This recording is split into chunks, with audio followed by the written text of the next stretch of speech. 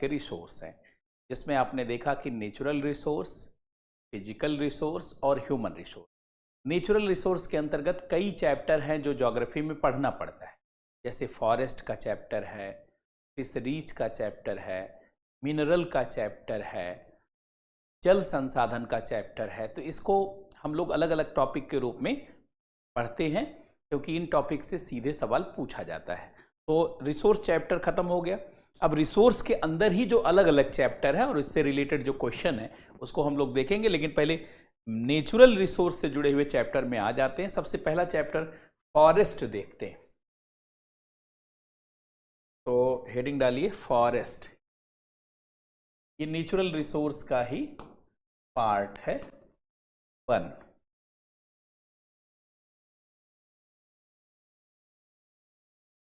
Forest 1 बहुत important chapter है question के हिसाब से। कई बार पढ़ते समय कुछ चीजें आसान लगती हैं, लेकिन आप जानते हैं क्वेश्चन की सप्लाई उनसे ज्यादा होती है। कई चैप्टर पढ़ने में टफ लगते हैं और क्वेश्चन की सप्लाई भी उनसे कम होती है। इसीलिए कहा जाता है कि पढ़ते समय हमें कोशिश करनी होगी कि हम सारी चीज़ों को एक बार पढ़ लें, लेकिन कुछ चीज़ों पर ज़्यादा फोकस करें बाद में, जहाँ से क्वेश्चन आता है और आसान भी लगता है। लेकिन अब रिस्क लेके कोई पढ़ाई नहीं करनी, कोई पार्ट छोड़ना नहीं, सारे पार्ट को अच्छे से समझना है। तो फॉरेस्ट एक प्रकार का नेचुरल रिसोर्स है, लेकिन पहले 3-4 शब्दों को समझिए।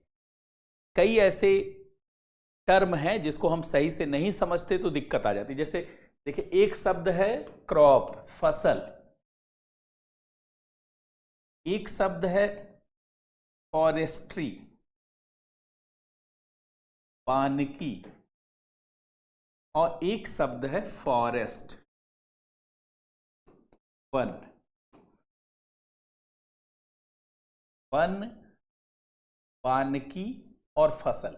पहले ये तीनों शब्द, तीनों टर्म को क्लियर करवा लेते हैं। हाँ, पहले इन तीनों टर्म को जानते क्लियर कर लेते हैं कि क्रॉप का मीनिंग क्या है, वानिकी का मतलब क्या है और वन का मतलब क्या है। इन तीनों को देखने के बाद फिर हम लोग इसको विस्तार से आगे देखेंगे।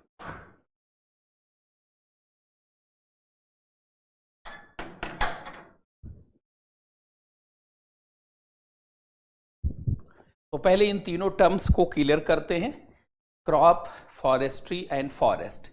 तो देखिए, इसमें भी पेड़ पौधे होते हैं, इसमें भी पेड़ पौधे होते हैं, इसमें भी पेड़ पौधे होते हैं, क्योंकि बाग बगीचा भी तो जानते हैं फसल के अंतर्गत आता है। बाग जैसे चाय के बागान है, कॉफी के बागान है, सेब के बागान है, नारियल के बागान है, रबर के बागान है। और बागवानी में सारे बड़े बड़े, आम का वृक्ष है तो बागवानी में मतलब आम का वृक्ष फसल भी हो सकता है, आम का पेड़ फसल भी हो सकता है, आम का पेड़ वानिकी का भाग भी हो सकता है, आम का पेड़ वन भी हो सकता है। तो जरा देखा जाए कि क्या है तीनों का मतलब। तो सबसे पहले देखें, ध्यान से सुनेंगे। पहले क्रॉप को समझ लें, फसल को समझ लें। देखिए, ऐसे पेड़ पौधे जिसे उगाया जाता है और जिसके उत्पादों को इकट्ठा किया जाता है, उसी को फसल कहा जाता है। दो चीज ध्यान रखिए, जिस चीज को उगाया जाता है और जिसके उत्पाद को कलेक्ट किया जाता है, वही फसल होता है। मतलब ऐसे पेड़ पौधे, ऐसे प्लांट्स, ध्यान से सुनेंगे, ऐसे प्लांट्स माने पेड़ पौधे, ऐसे प्लांट्स जिन्हें उगाया जाता है,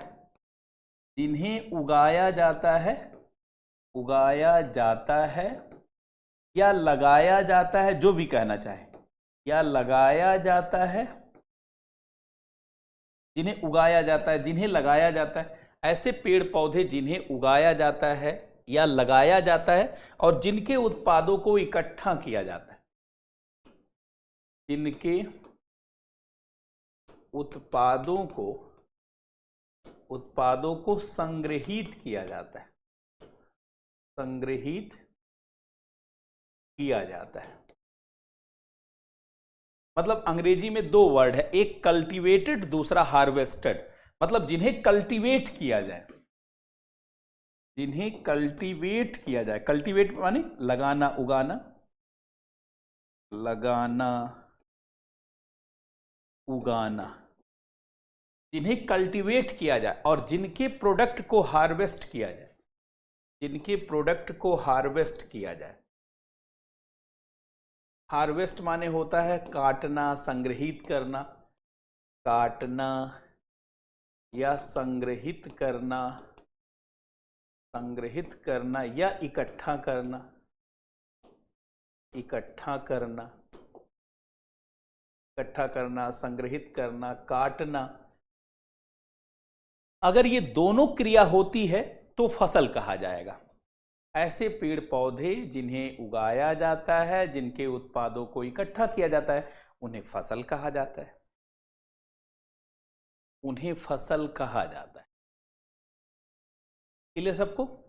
यस बोलेंगे। अब देखिए दूसरा, तो एक शब्द तो समझ में आ गया कि क्रॉप क्या है। क्रॉप का मतलब समझ में आ गया कि जिनको कल्टीवेट किया जाए, कल्टीवेट उगाया जाए, और जिनको हार्वेस्ट किया जाए, हार्वेस्ट संग्रहित किया, दोनों जिसमें हो। अब दूसरा फॉरेस्ट्री, फॉरेस्ट्री वानिकी, जिन्हें कल्टीवेट किया जाए, जिन्हें उगाया जाए, जिन्हें उगाया तो जाता है लेकिन जिसके उत्पादों को इकट्ठा नहीं किया जाता, जिनको संग्रहित नहीं किया जाता, जिनको संग्रहित नहीं किया जाता है। देखिए जिनको लगाया जाता है, जैसे सड़कों के किनारे, जैसे सड़कों के किनारे वाले पेड़ पौधे, ये वानिकी के भाग है। पेड़ पौधे, नहरों के किनारे, नहरों के किनारे वाले पेड़ पौधे, रेलवे लाइन के किनारे, रेलवे लाइन के किनारे, या पार्कों में, जानते जो पेड़ पौधे लगाए जाते हैं पार्कों में, पार्कों में लगाए जाने वाले पेड़ पौधे, ये सब वानिकी हैं। वन नहीं, वानिकी। जैसे सड़क के किनारे जो पेड़ पौधे लगाए जाते हैं उनमें भी फल निकलता है, लेकिन सरकार नहीं कलेक्ट करती। किसी का मन हो उसे तोड़ ले, खा ले, अलग बात है। सरकार सिर्फ लगा रही है। जिसे लगाया जाता है लेकिन जिसके उत्पादों को इकट्ठा नहीं किया जाता, उसे फॉरेस्ट्री कहा जाता है, उसे फॉरेस्ट्री कहा जाता है। जिसे उगाया जाता है लेकिन जिसके उत्पादों को इकट्ठा नहीं। तो दो चीज क्लियर हो गया, जिन्हें उगाया जाता है और जिनके उत्पाद को इकट्ठा किया जाता है वो फसल, जिन्हें उगाया जाता है जिनके उत्पाद को इकट्ठा नहीं किया जाता वो फॉरेस्ट्री। ये दोनों चीज क्लियर हो गया। अब number 3 forest, number 3 forest one, जिन्हें उगाया नहीं जाता, जो अपने आप उगते हैं।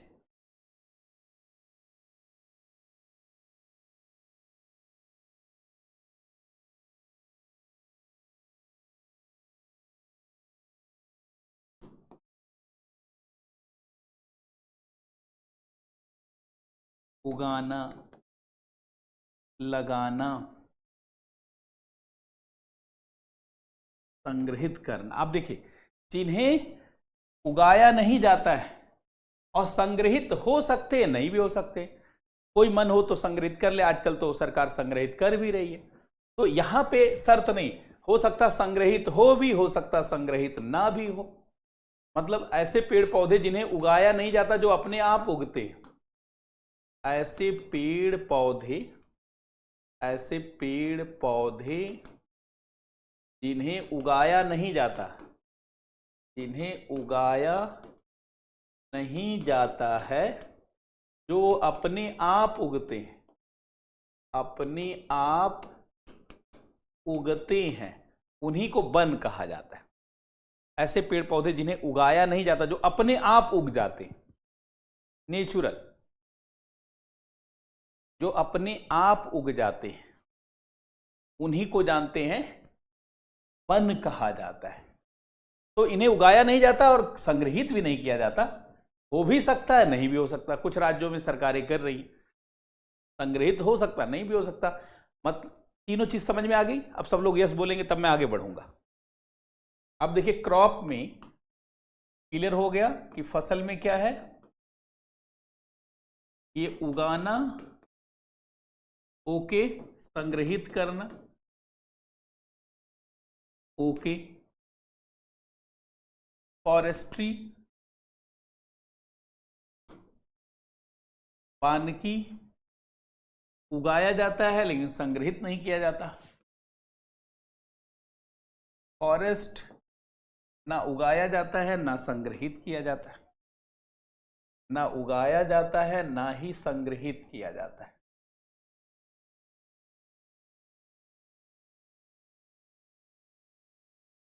ना उगाया जाता है ना ही संग्रहित किया जाता है।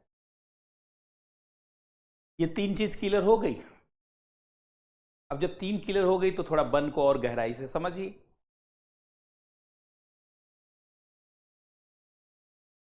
अब ध्यान से सुनेंगे।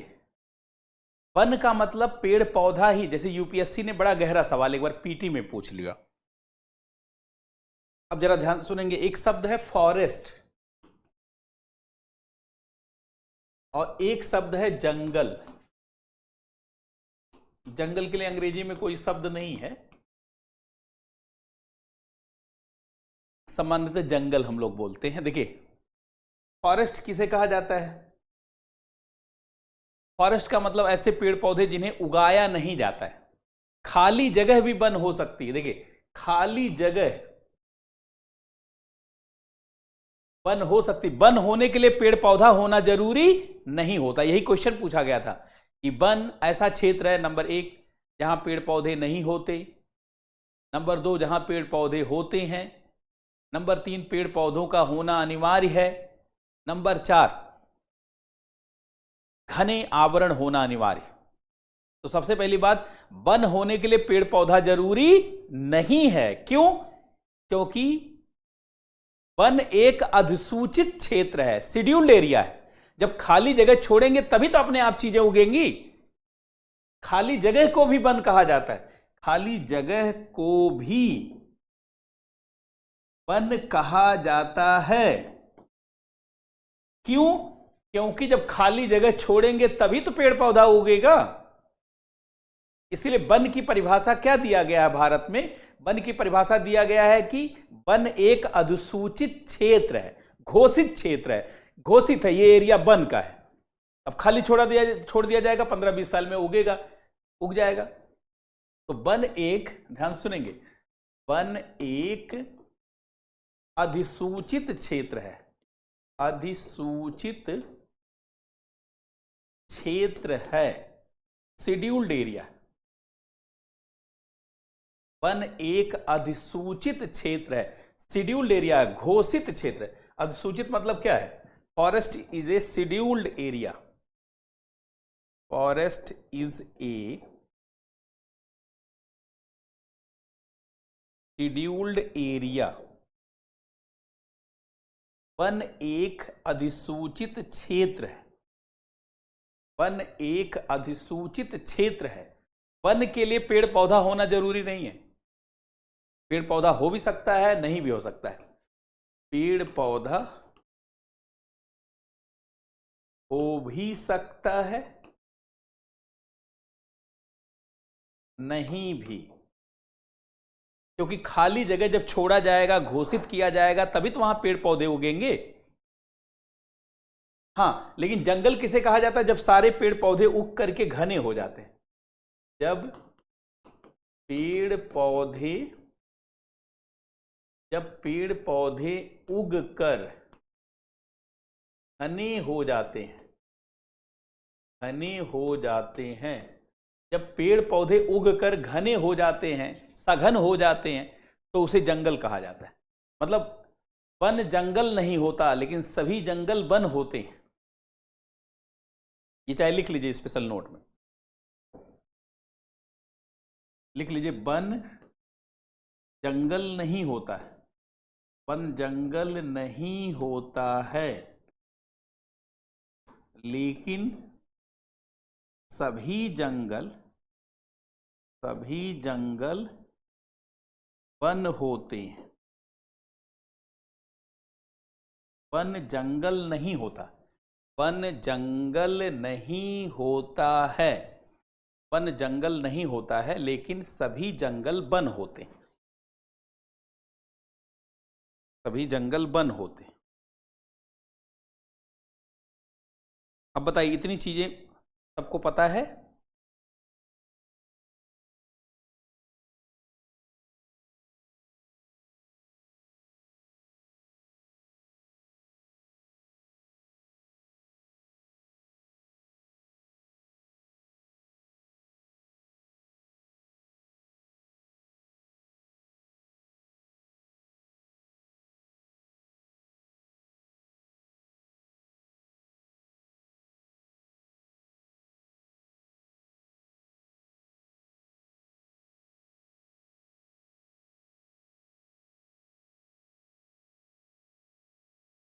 आपको क्लियर हो गया? अब क्लियर हो गया तो अब इस चैप्टर को पढ़ने में आपको अच्छा लगेगा। इतना क्लियर है सबको? तो अब इस चैप्टर को पढ़ाना आसान हो गया, क्योंकि ये बेसिक चीज थी जो आपको जानना चाहिए। अब वन और वन के प्रकार, पहले वन, भारत में वन के प्रकार, वनों का महत्व, वनों के सामने चुनौतियां। अब लिखिए वन, फॉरेस्ट। पहले मोटे तौर पर एक चीज कर लेते हैं। नंबर 1, वन की परिभाषा, मतलब वन क्या है, वन क्या है। नंबर 2, भारत में वनों के प्रकार, भारत में वनों के प्रकार, वनों का महत्व, योगदान, लाभ, वनों के सामने चुनौतियां, वनों के सामने चुनौतियां, वनों के सामने चुनौतियां।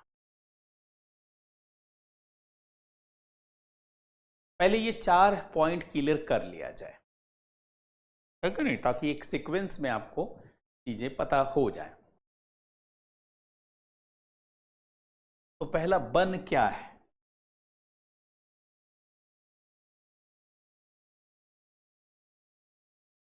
तो पहले वन की एक सामान्य परिभाषा, ऐसे पेड़ पौधे जिन्हें उगाया नहीं जाता, जो अपने आप उगते हैं। लिख लीजिए, पेड़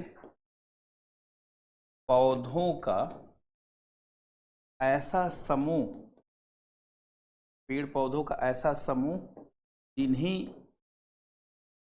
उगाया नहीं जाता है, जिन्हें उगाया नहीं जाता है,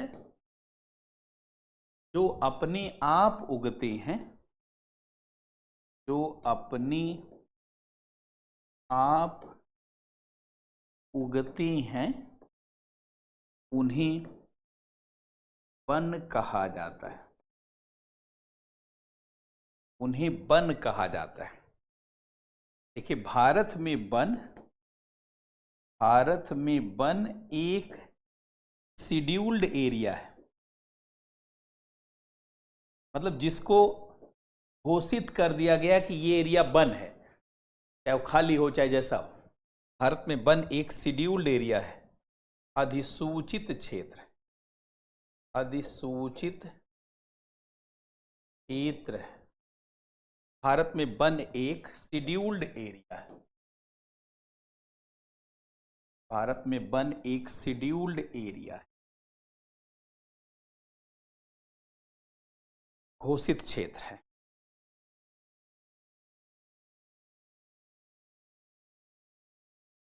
अर्थात घोषित क्षेत्र है, मतलब जिस क्षेत्र को वन घोषित कर दिया जाएगा वो वन हो जाएगा, चाहे पेड़ पौधा हो या ना हो।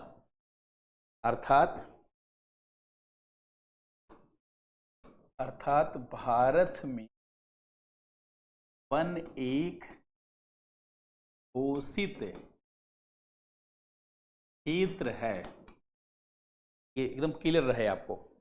अर्थात भारत में घन वन एक घोषित क्षेत्र है, वन एक घोषित क्षेत्र है।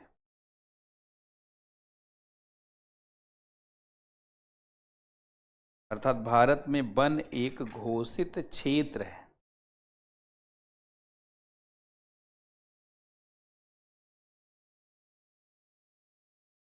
वन एक घोषित क्षेत्र है।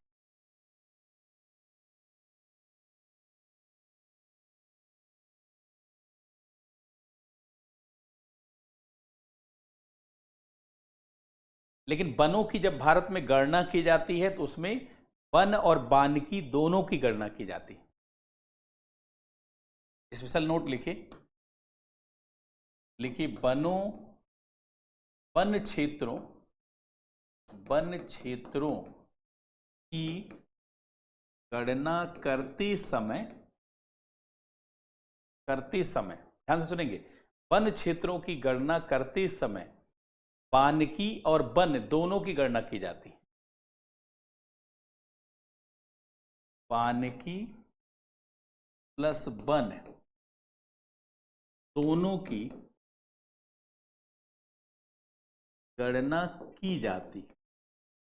अगर पूछा जाए कि भारत में कितना फॉरेस्ट है, देखिए पूछा जाए फॉरेस्ट एरिया, तो भारत में आप सभी लोग जानते होंगे 24.62% फॉरेस्ट एरिया है, 24.62% है। अब इसमें से वास्तविक वन जो क्षेत्र है, वास्तविक वन जो है ये 21.71% ही है, 21.1%। अब इसी 24.62 में से आप 21.71 घटा दीजिए,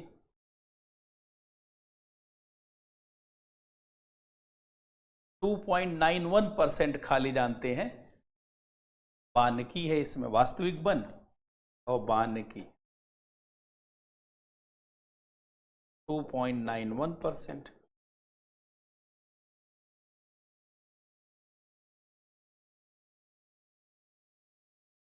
इसी जो ये है वानिकी, इसी को वृक्ष क्षेत्र भी कहा जाता है, वृक्ष क्षेत्र। और ये जंगल क्षेत्र है। इस तरीके से गणना होती है।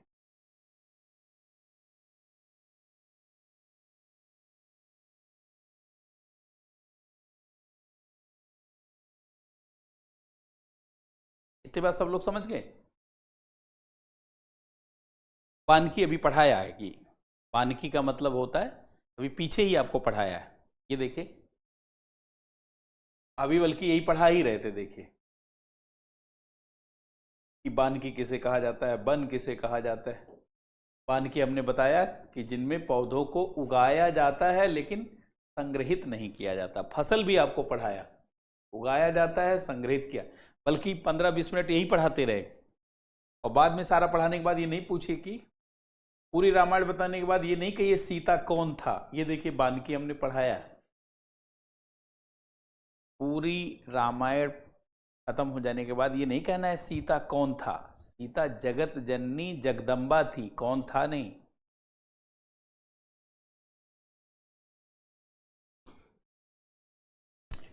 तो ये हो गया कि वन क्या है।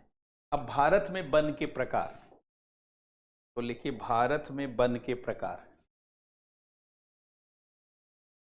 भारत में वन के प्रकार, types of forest in India, types of forest in India. Bharat में वन के प्रकार, भारत में वनों को 6 भागों में बांटा गया है। Ministry of forest, environment and climate change के द्वारा, देखिए ministry of forest, environment and climate change, यही भारत में वनों का बंटवारा करता है। Ministry of forest, environment, ministry of forest, environment and climate change,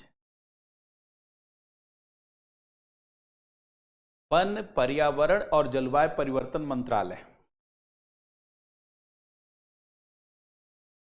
one, पर्यावरण एवं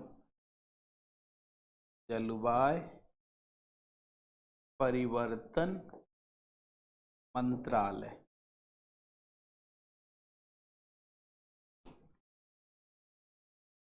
तो इसके द्वारा भारत में वन को 6 भागों में बांटा गया। तो आप लिख लेंगे ministry of forest, environment and climate change के द्वारा भारत में वनों को 6 भागों में बांटा गया, 6 भागों में बांटा गया है। Ministry of forest, environment and climate change के द्वारा वनों को 6 भागों में बांटा गया, वनों को 6 भागों में बांटा गया। पहले 6 नाम लिख लीजिए, फिर उनको समझ लीजिए ताकि एक आइडिया पूरा हो जाए आपको।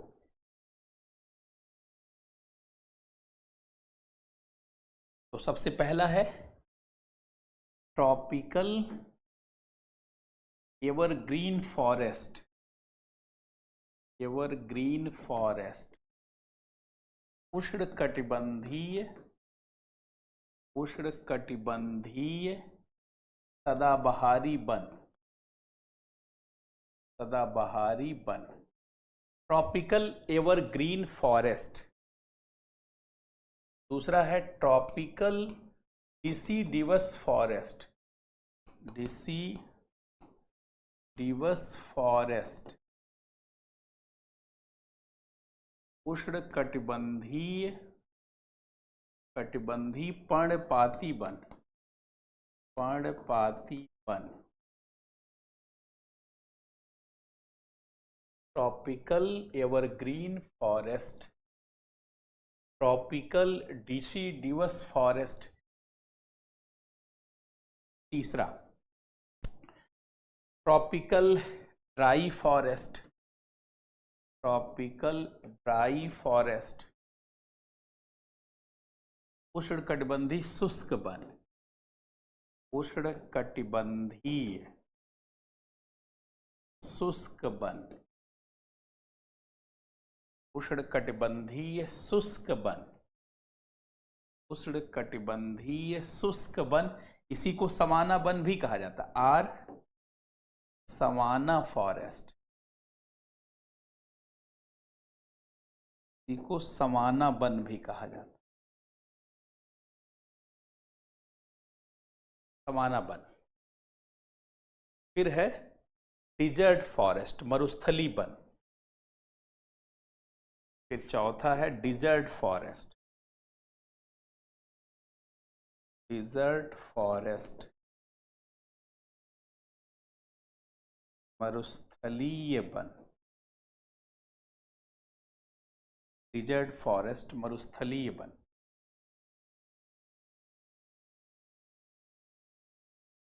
तो पहला है tropical evergreen forest, tropical deciduous forest, tropical dry forest और ये मरुस्थली या रेगिस्तानी वन। अब मैंग्रोव फॉरेस्ट पांचवा, मैंग्रोव फॉरेस्ट, मैंग्रोव वन। अच्छा, मैंग्रोव वन को कई नामों से जाना जाता है, या डेल्टाई वन, डेल्टाई वन, या इसी को कच्छ वन भी कहा जाता है, कच्छ वन, या गरान वन भी कहा जाता है, गरान वन भी कहा जाता है, या दलदली वन भी कहा जाता है।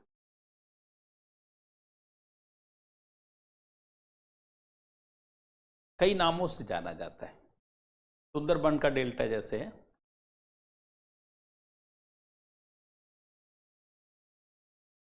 और इसके बाद माउंटेन फॉरेस्ट, पर्वतीय वन,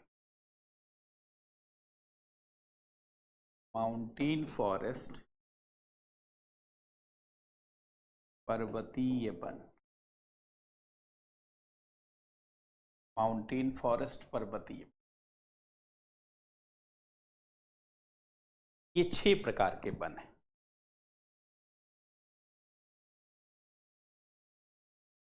ये 6 प्रकार के वन हैं।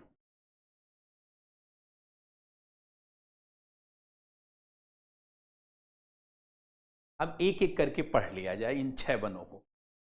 नाम तो आपने लिख लिया होगा। सबसे पहला उष्णकटिबंधीय सदाबहारी वन, नाम लिख। पहला लिखे उष्णकटिबंधीय सदाबहारी वन। उष्णकटिबंधीय सदाबहारी वन, ट्रॉपिकल एवरग्रीन फॉरेस्ट।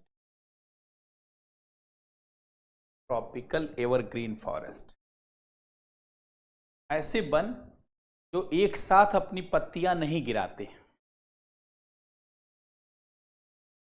ऐसी वन जिनके पेड़ पौधों की पत्तियां, ऐसे वन जिनके पेड़ पौधों की पत्तियां एक साथ नहीं गिरती, एक साथ नहीं गिरती हैं। ऐसे वन जिनके पेड़ पौधों की पत्तियां एक साथ नहीं गिरती हैं, उन्हें उष्णकटिबंधीय, उन्हें उष्णकटिबंधीय सदाबहारी वन कहा जाता है। सदाबहारी का मतलब ये नहीं कि जिनकी पत्तियां गिरती ही नहीं, एक साथ नहीं गिरती, मतलब जिनमें पतझड़ नहीं पाया जाता, अर्थात ऐसे वन जिनमें पतझड़ नहीं पाया जाता। अर्थात ऐसी वन जिनमें पतझड़ नहीं पाया जाता, जिनमें पतझड़ नहीं पाया जाता है, पतझड़ नहीं पाया जाता है। अर्थात ऐसे वन जिनमें पतझड़ नहीं पाया जाता है। ऐसे वन जिनके पेड़ पौधों की पत्तियां एक साथ नहीं गिरती हैं, उन्हें उष्णकटिबंधीय सदाबहारी वन कहा जाता है। अर्थात ऐसे वन जिनमें पतझड़ नहीं पाया जाता है।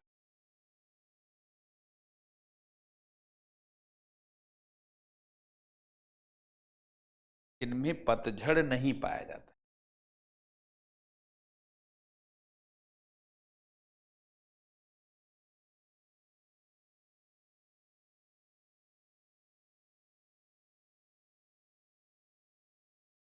अर्थात ऐसे वन जिनमें पतझड़ नहीं पाया जाता।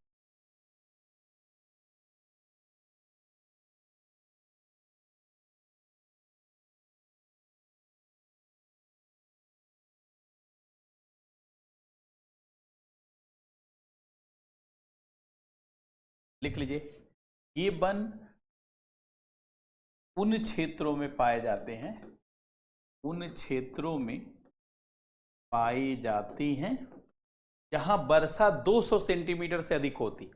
पाए जाती हैं जहां वर्षा 200 सेंटीमीटर से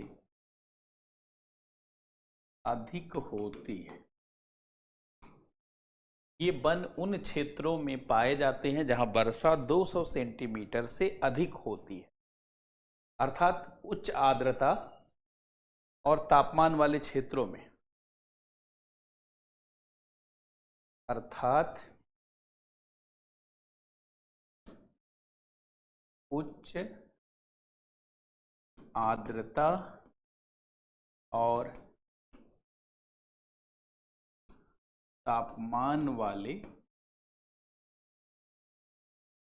क्षेत्रों में,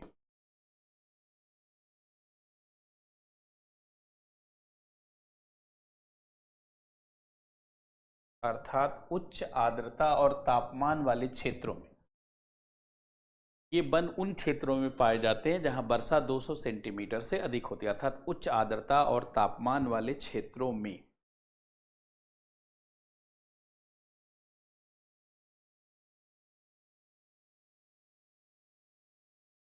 अब जहां आर्द्रता तापमान ज्यादा होती है वहां तो फिर पेड़ पौधों के लिए, पेड़ पौधों को चाहिए क्या, दो ही चीज चाहिए, आर्द्रता चाहिए, तापमान चाहिए। भोजन बनाने के लिए पेड़ पौधे भोजन कैसे बनाते हैं? देखिए, पेड़ पौधे अपना भोजन दो ही चीज से बनाते हैं, एक तो उनको कार्बन डाइऑक्साइड चाहिए, पानी चाहिए। तो कार्बन डाइऑक्साइड तो वायुमंडल में है ही, पानी मिल जाए उनको और ये तापमान मिल जाए, मतलब तापमान मिल गया, पानी मिल गया, बस बल्ले बल्ले। पानी और तापमान मिला के बल्ले बल्ले, और क्या चाहिए, कुछ चाहिए ही नहीं। अच्छा, इन वनों में वृक्षों की, ये वन सघन होते हैं और इनके वृक्षों की ऊंचाई अधिक होती है। ये वन उच्च, मतलब तापमान मिल गया, पानी मिल गया, बस बल्ले बल्ले। पानी और तापमान मिला के बल्ले बल्ले, और क्या चाहिए, कुछ चाहिए ही नहीं। अच्छा, इन वनों में वृक्षों की, ये वन सघन होते हैं और इनके वृक्षों की ऊंचाई अधिक होती है। ये वन सघन होते हैं, कहीं और भी हो सकते हैं, ज्यादा भी हो सकते हैं। अब इन वनों के वृक्ष कौन कौन से हैं और क्षेत्र, तो आप लिखिए उष्णकटिबंधीय सदाबहारी, उष्ण कटिबंधीय सदाबहारी वन, इनके जानते हैं वृक्ष और क्षेत्र, के वृक्ष कौन कौन से हैं और क्षेत्र कौन कौन से। वृक्ष रबड़ है, महोगनी है, रबड़ है, महोगनी है, नारियल है, बांस है, नारियल है, बांस है, नारियल है, बांस है, सिनकोना है, बेल है, बेल है, सिनकोना है, सिनकोना है, आयरन वुड है, आयरन वुड है आदि, ये इनके वृक्ष। और क्षेत्र जानते हैं, सभी लोग जानते हैं, अंडमान निकोबार पहला, अंडमान एवं निकोबार, जहां जहां ज्यादा वर्षा होती है। तो भारत में सबसे अधिक औसत वर्षा अंडमान निकोबार में देखा जाए तो द्वीपीय क्षेत्रों में यही होती है। अच्छा, वैसे राज्यों में सबसे अधिक वर्षा अरुणाचल प्रदेश में होती है। बहुत लोग सोचते हैं मेघालय में, मेघालय के एक स्थान में होती है, मानिसराम और चेरापूंजी, लेकिन पूरे राज्य में सबसे अधिक वर्षा अरुणाचल प्रदेश में ही होती है। अरुणाचल प्रदेश, मेघालय, मेघालय, त्रिपुरा और मिजोरम, त्रिपुरा और मिजोरम, त्रिपुरा और मिजोरम। तो अंडमान निकोबार, अरुणाचल प्रदेश, मेघालय, त्रिपुरा, मिजोरम।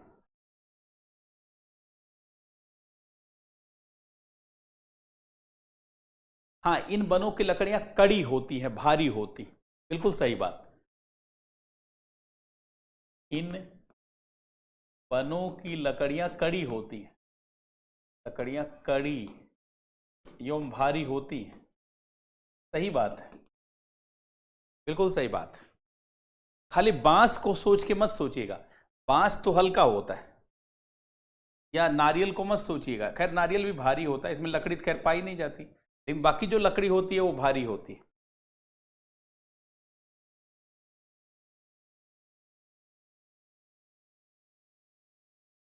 वेस्टर्न घाट में नहीं पाए जाते ये वन, वेस्टर्न घाट में खाली कुछ ही क्षेत्र में हैं जो उडप्पी से नीचे है, तो चाहे उसको भी लिख लीजिए।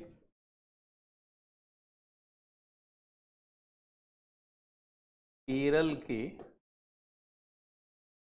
बहुत ज्यादा नहीं इसलिए मैंने लिखा नहीं, केरल के पश्चिमी तट पर और दक्षिणी कर्नाटक,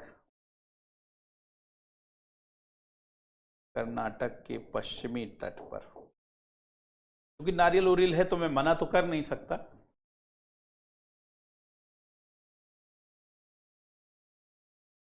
नहीं, बेर बिहार वाला बेल अलग है, यूपी बिहार दिल्ली में भी बेल है, यहाँ मेरे घर पे ही बेल है। यहाँ मुखर्जी नगर में सिग्नेचर व्यू अपार्ट, जहाँ मुखर्जी नगर में जहाँ मैं रहता हूँ, 8-10 बेल का पेड़ लगाया गया है। यहाँ तो आम भी हमने लगाया हुआ है, लेकिन आम की जलवायु दिल्ली में नहीं पाई जाती। दिल्ली में समाना प्रकार के वन पाए जाते हैं, तो दिल्ली में तो आम की जलवायु नहीं, लेकिन आम भी है। आम तो जानते, जोधपुर में भी कुछ लोगों ने आम उगाया है, तो आम की अलग वैरायटी। यहां जो बेल लगता है वो अलग वैरायटी वाला है, क्योंकि बेल मुख्यतः वृक्ष है ट्रॉपिकल। अच्छा, बेल का कभी आपने पत्ता गिरते हुए नहीं देखा होगा एक साथ, कुछ गिरता है कुछ नहीं गिरता है। अगर गिर जाता है तो फिर प्रजाति अलग। आजकल तो विज्ञान आ चुका है ना, हर चीज में बदलाव आ गया है। ये पहला हो गया, जहां 200 सेंटीमीटर से अधिक वर्षा है वहां ये पाया जाता है। अब जहां 100 से 200 सेंटीमीटर की वर्षा है वहां उष्णकटिबंधीय पर्णपाती वन। अब दूसरा लिखे उष्णकटिबंधीय पर्णपाती वन। उष्णकटिबंधीय, उष्णकटिबंधीय जो अपनी पत्ती एक साथ गिरा देते, पर्णपाती वन। Tropical deciduous forest, tropical deciduous forest, tropical deciduous forest, ऐसे वन जो अपनी पत्तियां एक साथ गिरा देते हैं। ऐसे वन जिनके पेड़ पौधे, जिनके पेड़ पौधे अपनी पत्तियां एक साथ गिरा देते, अपनी पत्तियां एक साथ गिरा देते, अपनी पत्तियां एक साथ गिरा देते हैं, उन्हें उष्णकटिबंधीय पर्णपाती वन कहते हैं। उष्णकटिबंधीय पर्णपात, अर्थात ऐसे वनों में पतझड़ पाया जाता है। अर्थात ऐसी वनों में पतझड़ का मौसम, पतझड़ का मौसम पाया जाता है, पतझड़ का मौसम पाया जाता है। अर्थात ऐसे वनों में पतझड़ का मौसम पाया जाता है। ऐसे वन जिनके पेड़ पौधे अपनी पत्तियां एक साथ गिरा देते हैं उन्हें उष्णकटिबंधीय पर्णपाती वन कहते हैं। अर्थात ऐसे वनों में पतझड़ का मौसम पाया जाता है।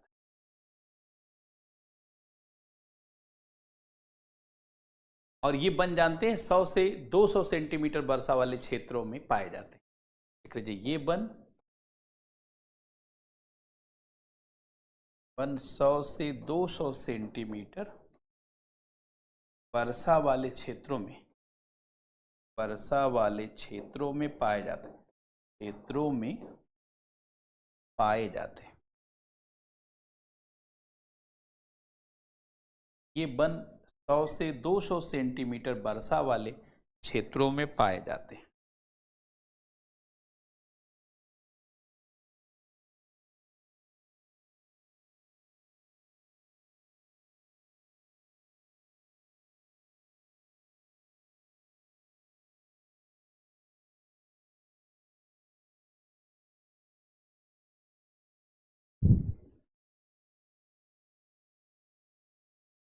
अब क्षेत्र, वृक्ष और क्षेत्र लिखिए। वृक्ष और क्षेत्र,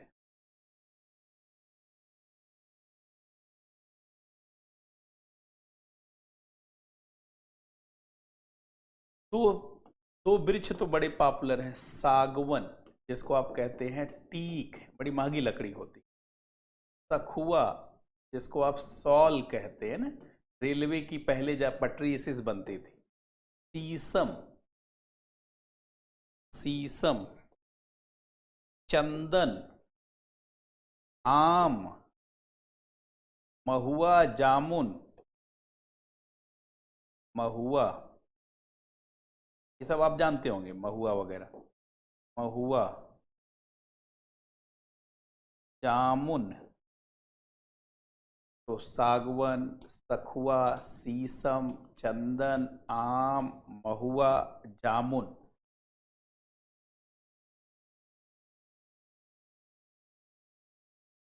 अब क्षेत्र देखिए, पूरा जानते हैं उत्तर भारत का मैदानी क्षेत्र, मतलब एक तरीके से देखा जाए तो गंगा की मध्य और निचली घाटी, पहले गंगा की मध्य एवं निचली घाटी, निचली घाटी। अब गंगा की मध्य और निचली घाटी का मतलब देखिए, ये पूर्वी उत्तर प्रदेश, मतलब कानपुर से लेकर के पूर्वी उत्तर प्रदेश, कानपुर से पूर्व पूरा यूपी, बिहार, झारखंड, पश्चिमी बंगाल, पश्चिमी बंगाल, महाराष्ट्र, कर्नाटक, महाराष्ट्र, कर्नाटक और दक्षिणी मध्य प्रदेश। देवदार इसमें नहीं आता, देवदार इसमें नहीं है, कहीं कहीं पे देवदार, देवदार तो जानते पर्वतीय वन में भारत सरकार ने बांटा है, देवदार तो छोड़ ही दीजिए आप, वो भारत सरकार ने पर्वतीय वन में बांटा है। दक्षिणी मध्य प्रदेश, दक्षिणी एमपी और तमिलनाडु के भी जानते कुछ क्षेत्र में है।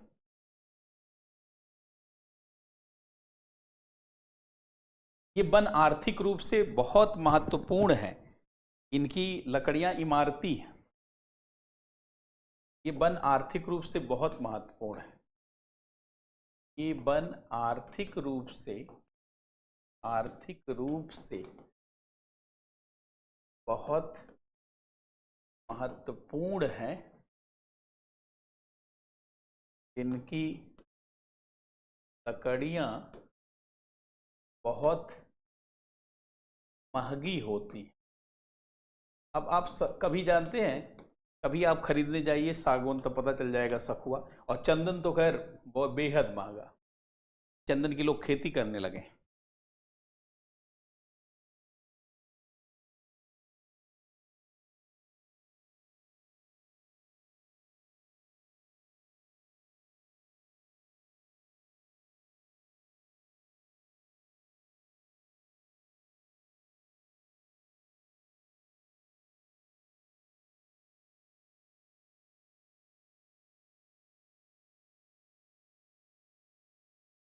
इतनी बात समझ गए? अच्छा, अब एक चीज, दो चीज समझिएगा। देखिए, अर्ध शुष्क क्षेत्र जब हम बात करते हैं, अर्ध शुष्क क्षेत्र, तो वनों के लिए इसको सेमी एरिड एरिया कहा जाता है।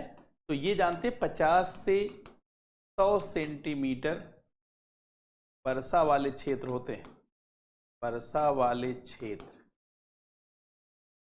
50 से 100 सेंटीमीटर वर्षा, और शुष्क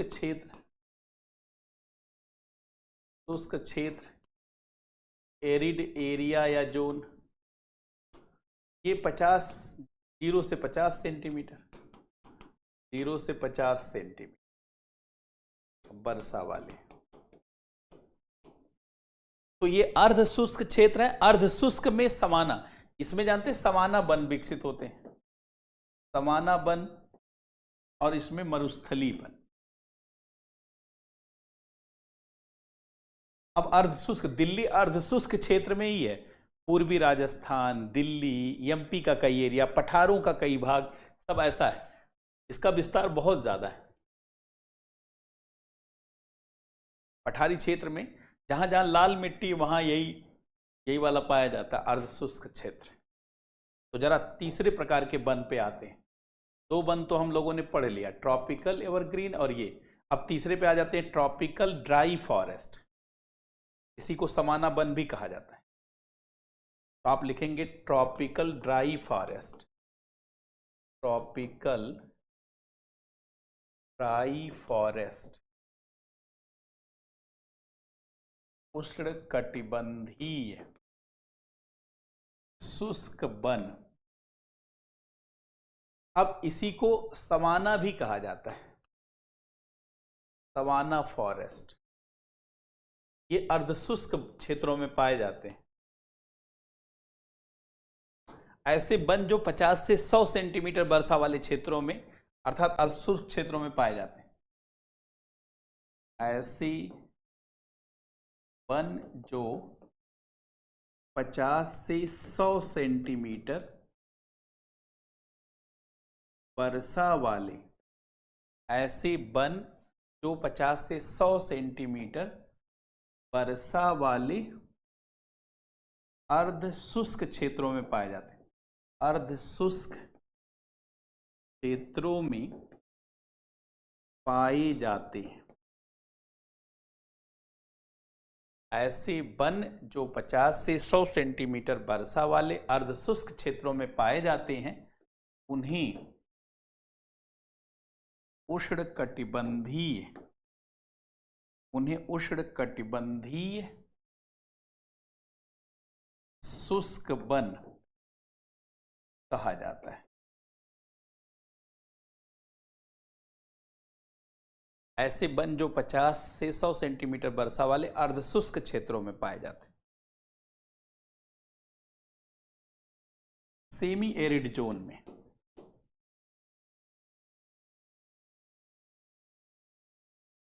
सेमी एरिड जोन अर्धशुष्क क्षेत्रों में पाए जाते हैं।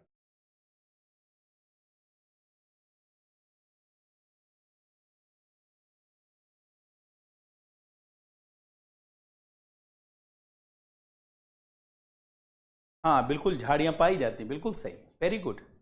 में झाड़ी मिलने लगती।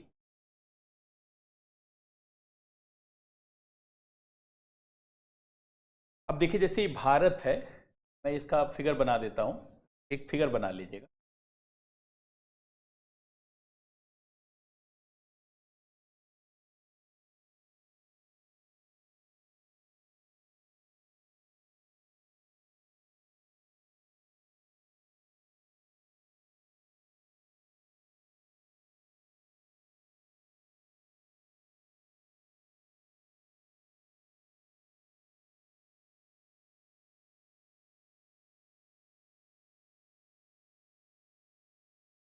अब देखिए, जैसे ये भारत है, तो अर्धशुष्क क्षेत्र पहले जान लीजिए कहाँ कहाँ पे। देखिए, अर्धशुष्क क्षेत्र, पहली बात तो पठारी क्षेत्रों में, जैसे ये विदर्भ वाला क्षेत्र है, ये मराठवाड़ा वाला क्षेत्र है, ये रायलसीमा वाला क्षेत्र है, ये दक्षिणी कर्नाटक वाला क्षेत्र है। उत्तरी कर्नाटक तो शुष्क में आता है, ये अर्धशुष्क, ये वाला क्षेत्र है। इसके अलावा आप देखिए, ये बघेलखंड है, बुंदेलखंड का ये पूरा इलाका है, बघेलखंड है। ये पूर्वी राजस्थान पूरा, और ये पश्चिमी उत्तर प्रदेश में मथुरा से इधर ले लीजिए, हरियाणा और ये यहां तक का एरिया, ये सब यही वन है। दिल्ली में यही वन है। जैसे देखिए, ये है विदर्भ, महाराष्ट्र, मराठवाड़ा, महाराष्ट्र, ये रायलसीमा, आंध्रा, बल्कि हैदराबाद के दक्षिण में सारा एरिया जानते हैं ऐसे ही है। अभी पीछे तो मैं उस क्षेत्र में गया हुआ था। ये देखिए, दक्षिणी कर्नाटक, दक्षिणी कर्नाटक, मैसूर वाला, मैसूर तक, बंगलुरु के दक्षिण में मैसूर तक का एरिया। और ये देखिए बघेलखंड, बघेलखंड, बुंदेलखंड, ये यूपी में भी है, बुंदेलखंड, पूर्वी राजस्थान, जयपुर के पूरब में पूर्वी राजस्थान, ये हरियाणा, हरियाणा का अधिकतर भाग है, खाली उत्तरी हरियाणा छोड़ दीजिएगा, और दक्षिणी पश्चिमी पंजाब, दक्षिणी पश्चिमी पंजाब, ये सब समाना वन है, ये अर्धशुष्क वन है, अर्धशुष्क समाना वन है, अर्धशुष्क समाना वन है, अर्धशुष्क समाना वन। दिल्ली भी इसी में, यहां दिल्ली भी जोड़ लीजिएगा ऐसे।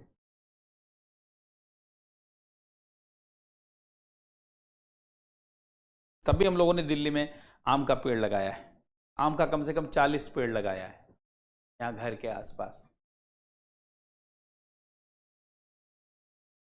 टोटल 1000 पेड़ जानते हैं हम लोगों ने यहाँ नीचे लगाया, एकदम वन जैसा दिखता है, घने बाग जैसा, वन जैसा दिखता है। हम लोगों का मुखर्जी नगर में ये सिग्नेचर व्यू अपार्टमेंट से लेके SFS कॉलोनी।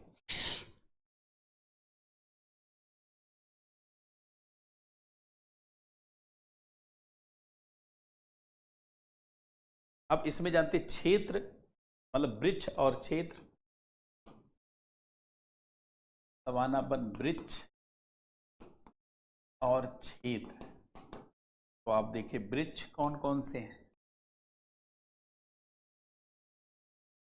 वृक्ष में जानते हैं शीशम, बबूल, कीकर, शीशम, बबूल, कीकर, शीशम, बबूल, कीकर, तिरस, तिरस आदि।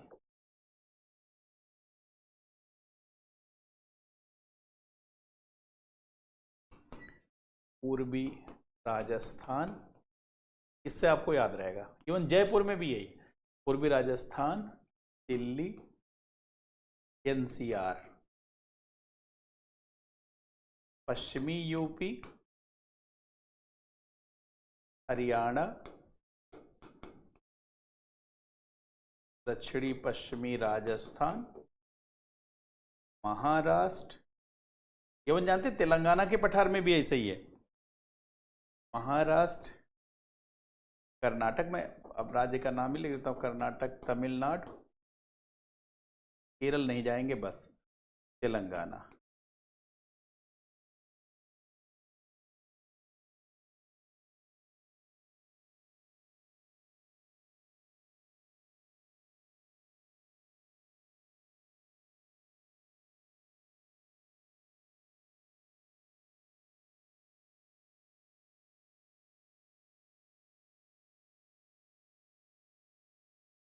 नीम तो मुख्य रूप से जानते सवाना वन का ही वृक्ष है, नीम तो इसी में लीजिए, लेकिन नीम जानते पतझड़ में भी पाई जाती, नीम इसी का वृक्ष, सवाना का ही नीम है, लेकिन नीम ऐसा है जो सब में मिलता है। और बेल भी जानते हैं, मरुस्थल में भी बेल पाए, जोधपुर में खूब बेल है, ठीक, जहां मैं रुकता हूं जोधपुर में, वहां बेल ही बेल जानते हैं। नीम का पेड़ तो खूब है ही है, सरदारपुरा, जालौरी गेट, आप जोधपुर में आप देखिए। अब मरुस्थली वन, चौथा वन लिखेंगे मरुस्थली वन, चौथा मरुस्थलीय वन, डिजर्ट फॉरेस्ट, ये शुष्क वन है या रेगिस्तानी वन, या रेगिस्तानी वन,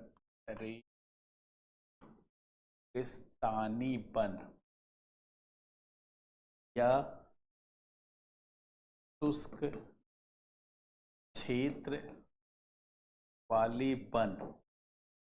तो ऐसे वन जो 50 सेंटीमीटर से कम वर्षा वाले क्षेत्रों में पाए जाते हैं,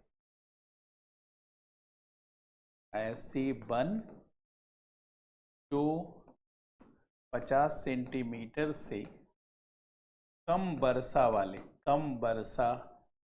वाले क्षेत्रों में पाए जाते हैं उन्हें मरुस्थली वन कहा जाता है। उन्हें मरुस्थली वन कहा जाता है। ऐसे वन जो 50 सेंटीमीटर से कम वर्षा वाले क्षेत्रों में पाए जाते हैं, जो 50 सेंटीमीटर से कम वर्षा वाले क्षेत्रों में पाए जाते हैं।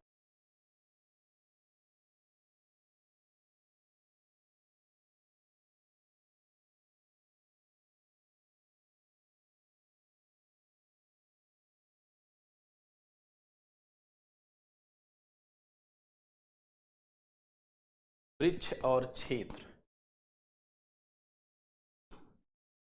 वृक्ष और क्षेत्र। केजड़ी के वृक्ष, केजड़ी के वृक्ष छोटी झाड़ियां,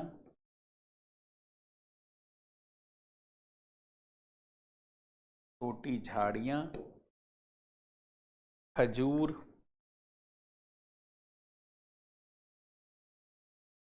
नागफनी,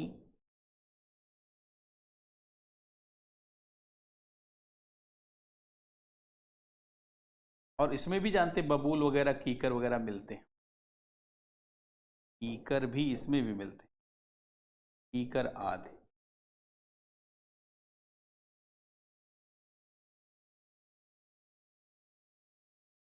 पश्चिमी राजस्थान, मराठवाड़, जो मारवाड़, पश्चिमी राजस्थान, दक्षिणी पश्चिमी हरियाणा, दक्षिणी पश्चिमी पंजाब, क्योंकि उधर जो कालीबंगा वाला जो क्षेत्र नहीं वहां भी है, और उत्तरी कर्नाटक, और तो कहीं है नहीं, उत्तरी कर्नाटक।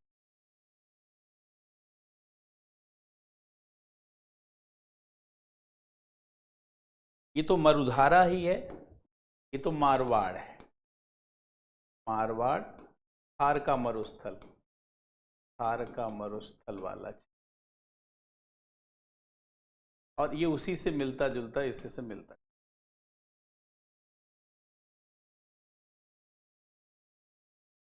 तो 4 प्रकार के वन हम लोगों ने पढ़ लिए। अब 5वें प्रकार के लिखिए।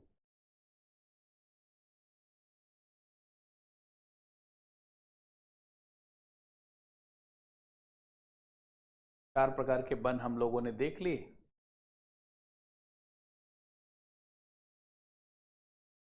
अब मैंग्रोव वन देखते हैं, जो दलदली क्षेत्रों में या डेल्टाई क्षेत्रों में पाए जाते हैं। 5वां लिखिए, मैंग्रोव फॉरेस्ट।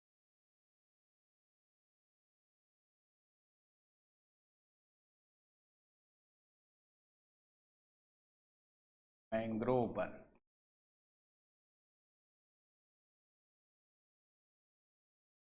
ऐसे वन जो डेल्टाई क्षेत्रों में, ऐसे वन जो डेल्टाई क्षेत्रों में पाए जाते हैं, अर्थात जहां पर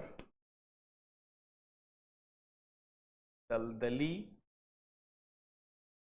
या अति या जलभराव या समुद्र के किनारे जलभराव वाले क्षेत्र, या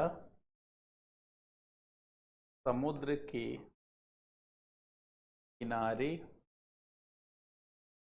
जल भराव वाले,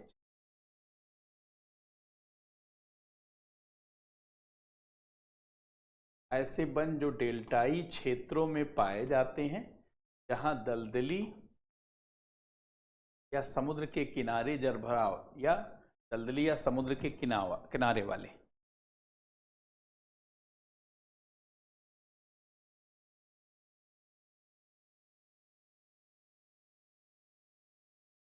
इसीलिए जानते हैं इनको कई नामों से जाना जाता है। इनको ज्वारीय वन, ज्वारीय वन, दलदली वन, गरान वन, कच्छ वन। अच्छा, पीट मिट्टी वाले वन भी कहा जाता, पीट मिट्टी के वन भी कहा जाता, पीट मिट्टी वाले वन, पीट मिट्टी वाले, पीट मिट्टी वाले वन।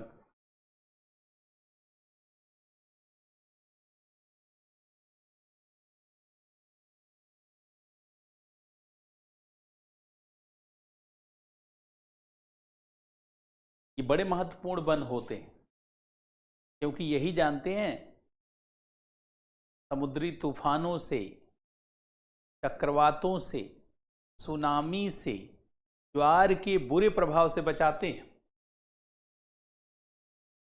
देख लीजिए ये वन बहुत महत्वपूर्ण होते हैं, बहुत महत्वपूर्ण होते हैं, महत्वपूर्ण होते हैं का क्यों महत्वपूर्ण होते हैं? क्यों? नंबर 1, ये समुद्री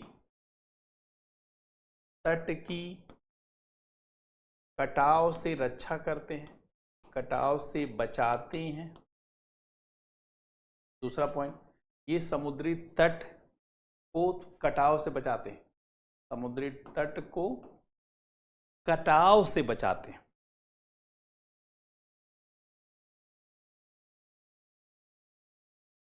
ministry of forest, environment and climate change सबसे पहले लिखा दिया था कौन घोषित करता है। इसके लिए अलग से मंत्रालय बनाया गया, पर्यावरण, वन और जलवायु परिवर्तन मंत्रालय। इसलिए उसी के अनुसार शुरू में देखिए मैंने लिखवाया है कौन घोषित करता है वन, कौन परिभाषा देता है, ये सब मैंने आपको देखिए लिखवा दिया था। यहां देखिए ये यही इसी के अनुसार 6 भागों में बांटा गया, यही घोषित कर। तो ये समुद्री तट को कटाव से बचाते हैं। नंबर 2, ये समुद्री तूफानों, ये समुद्री तूफानों, चक्रवातों, समुद्री लहरों,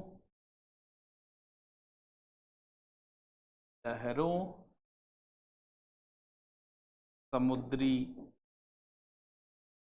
ज्वार, सुनामी से तटों की रक्षा करते हैं, तटों की रक्षा करते हैं, तटों की रक्षा करते हैं। अच्छा, ये इन वनों में बहुत अधिक जैव विविधता पाई जाती है। लिख लीजिए, इन वनों में बहुत अधिक, इन वनों में बहुत अधिक जैव विविधता पाई जाती, जैव विविधता पाई जाती है, बहुत अधिक जीव। जैसे सुंदरबन का डेल्टा, सुंदरबन जो है यही वन तो है। अच्छा, चौथा जानते हैं, ध्यान सुनेंगे, इनमें इन वनों में ये पक्षियों के बड़े आश्रय, बहुत पक्षियां पाई जाती। ये वन पक्षियों के बड़े आश्रय स्थल है, पक्षियों के बड़े आश्रय स्थल है। ये वन पक्षियों के बड़े आश्रय स्थल है।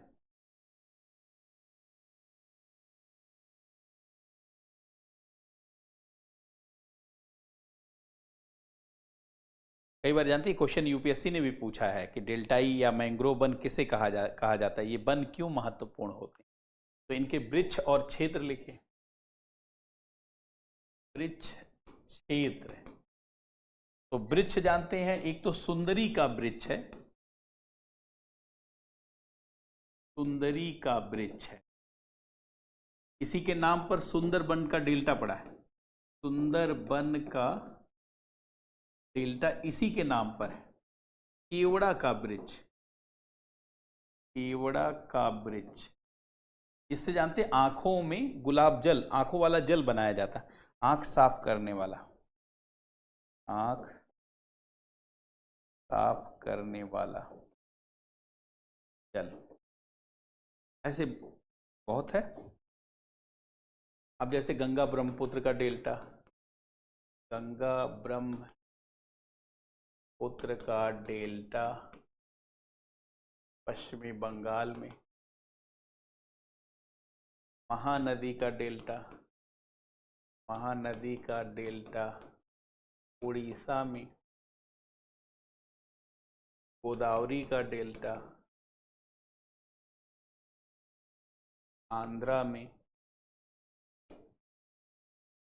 कृष्णा नदी का डेल्टा, कृष्णा नदी का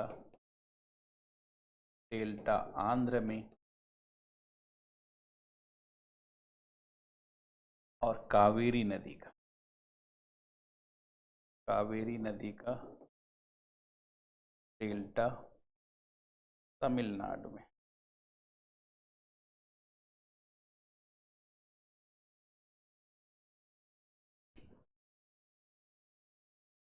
और अंडमान निकोबार, अच्छा, गुजरात के पश्चिमी तट पर अंडमान निकोबार में, गुजरात के कच्छ की खाड़ी में, कच्छ की खाड़ी में, और अंडमान निकोबार में, अंडमान एवं निकोबार में।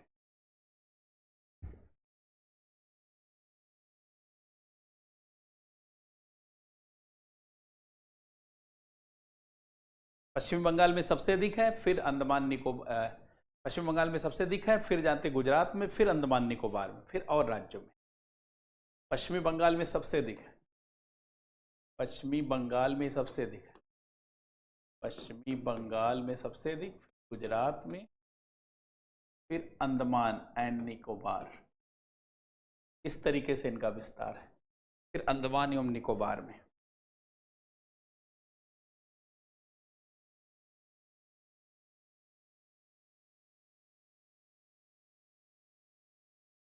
ये समझ गए आप? क्वेश्चन भी पूछा गया है कि मैंग्रोव वन किसे कहा जाता है, किसे कहा जाता है? इन वनों के महत्व पर चर्चा कीजिए तथा इनके क्षेत्रों को भी इंगित कीजिए, क्षेत्रों को भी इंगित कीजिए। अब है बहुत आसान प्रश्न, लेकिन आता रहेगा तभी कर पाएंगे।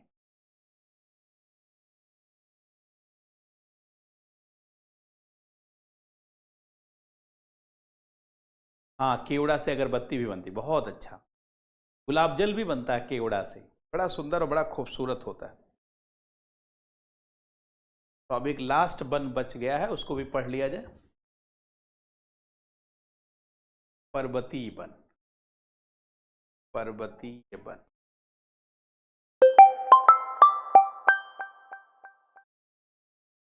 लेकिन इसमें लिखते ऐसे हैं, प्रायद्वीपीय पर्वतीय वन क्षेत्र। अब इसमें जानते हैं, जो प्रायद्वीपीय आप देख रहे हैं, इसमें विंध्याचल भी है, विंध्याचल है, सतपुड़ा है, सतपुड़ा है, पश्चिमी घाट है,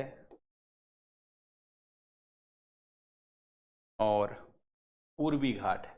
लेकिन मुख्यतः जानते हैं पश्चिमी घाट में ही इसका फैलाव, पश्चिमी घाट में ही इसका अधिक फैलाव है, इसलिए पश्चिमी घाट को ही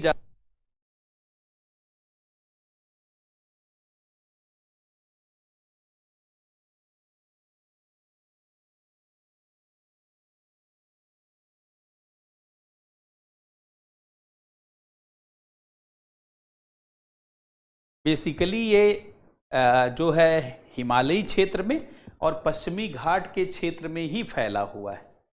ये वन मुख्यतः दो क्षेत्र में फैले हुए पाए जाते हैं, हिमालयी क्षेत्र में और प्रायद्वीपीय पर्वतीय क्षेत्र में। अच्छा, ऊंचाई के अनुसार इन वनों का बंटवारा किया गया, लिख लीजिएगा नई लाइन से। देखिए, पर्वतीय वनों का बंटवारा, पर्वतीय वनों का बंटवारा ऊंचाई के आधार पर, ऊंचाई के आधार पर किया गया है। अब जैसे ऐसे बना लीजिए, इससे आइडिया लग जाएगा कि पर्वतीय वनों का कैसे बंटवारा किया गया। ऐसे लिखेंगे, पहले 900 मीटर तक का जो क्षेत्र है, 0 से 900 मीटर, 0 से 900 मीटर, ये उष्णकटिबंधीय सदाबहारी, ट्रॉपिकल एवरग्रीन फॉरेस्ट, उष्णकटिबंधीय सदाबहारी वन, सदाबहारी वन। पर्वतों में सभी प्रकार के वन पाए जाते हैं। It is tropical evergreen forest, इनकी पत्तियां एक साथ नहीं गिरती। उष्णकटिबंधीय सदाबहारी वन, और इसी एरिया में ये उष्णकटिबंधीय सदाबहारी वन अरुणाचल प्रदेश में पाया जाता है। सेम इसी एरिया में जानते हैं उष्णकटिबंधीय पतझड़ वन भी पाए जाते हैं। इसी एरिया में, ये लिखा तो आपको ऐसे भी लिख लीजिएगा, और यहीं लिख लेते हैं उष्णकटिबंधीय, उष्णकटिबंधीय पतझड़ वन। इसमें दोनों वन हैं, क्योंकि अरुणाचल प्रदेश में ये है, अरुणाचल में ये है, और सेम यही देखेंगे आप तो ये उत्तराखंड में, यूपी में, बिहार में जो इसका एरिया है, सब ये पाया जाता है। तो पहला हो गया ये। अब दूसरा आ जाइए, 900 से लेकर के 1830, ये सब ministry of forest, environment and climate change के द्वारा बांटा गया, पर्यावरण, वन और जलवायु परिवर्तन मंत्रालय, 1830 मीटर। अब देखिए, एक उधर लिखेंगे, एक इधर, ताकि सब आपको दिखे। अब इस एरिया में उपोष्णकटिबंधीय वन है, उपोष्णकटिबंधीय, सब ट्रॉपिकल उपोष्णकटिबंधीय वन है, उपोष्णकटिबंध। इसी में जानते चीड़, जंगली जैतून, इसमें चीड़ पाइन, इसी से चिलगोजा बनता, बड़ा महंगा होता है चिलगोजा। एक बार यूपी पीसीएस में पूछा गया, चिलगोजा किससे मिलता है? चीड़ से, पाइन। चीड़ को अंग्रेजी में पाइन कहा जाता है। चीड़ और जंगली जैतून, जंगली जैतून, चीड़ इसका प्रमुख है।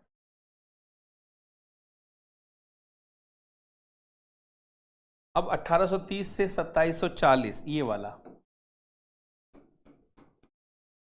2740 मीटर ये ऊंचाई है। अब ये देखिए, शीतोष्णकटिबंधीय वन है, इसी में देवदार पाया जाता है, चिनार, अखरोट, देवदार। ये है शीतोष्णकटिबंधीय वन, शीतोष्णकटिबंधीय वन, इसी में देवदार,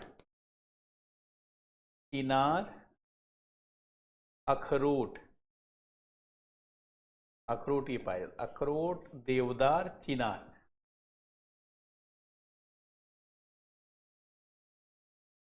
अब 2740 से लेकर के जानते हैं 3660 तक अल्पाइन वन है, 3660 मीटर ये अल्पाइन वन है। अल्पाइन वन जानते हैं किसको कहा जाता है? फूल वाली वनस्पतियों को। अल्पाइन माने होता फूल, फूल जैसे ब्रह्मकमल है, फूलों की घाटी, इसे में फूल वाले पौधे हैं, फूल वाले, औषधियों वाले पेड़ पौधे। अब इसके बाद 3660 से लेकर के 4875, ये 4875 मीटर। अब ये टुंड्रा वनस्पतियां हैं, टुंड्रा में थोड़ा घास वास मिलती है, टुंड्रा वन है, इसमें घास वास है, घास वाली। टुंड्रा में जानते घास वाली चीजें मिलती हैं। और इसके बाद हिम रेखा आ जाती है यहाँ तक। फिर इसके बाद हिम रेखा 5100 के ऊपर तो कुछ नहीं पाया जाता। ये हिम रेखा, ये हिम रेखा स्नो लाइन है, हिम रेखा है। तो देखिए 0 से 900 मीटर तक, फिर 900 मीटर से लेकर 1830 मीटर, फिर 1830 मीटर से 2740 मीटर। 2740 से थोड़ा याद रखना मुश्किल रहता है ये, क्योंकि ऐसे बांट दिया है, याद रखना पड़ेगा आपको।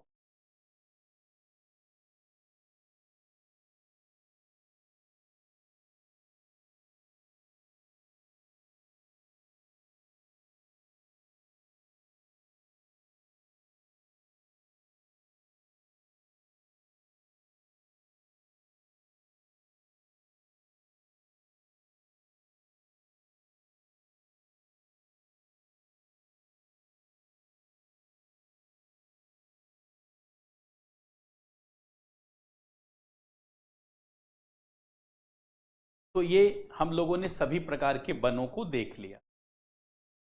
अब देखिए सारे प्रकार का वन हो गया। कल हम लोग इससे आगे बढ़ेंगे अब। और देखिए ट्रॉपिकल भी हो गया, टिसेडिवस हो गया, ड्राई फॉरेस्ट हो गया, और डिजर्ट फॉरेस्ट भी हो गया।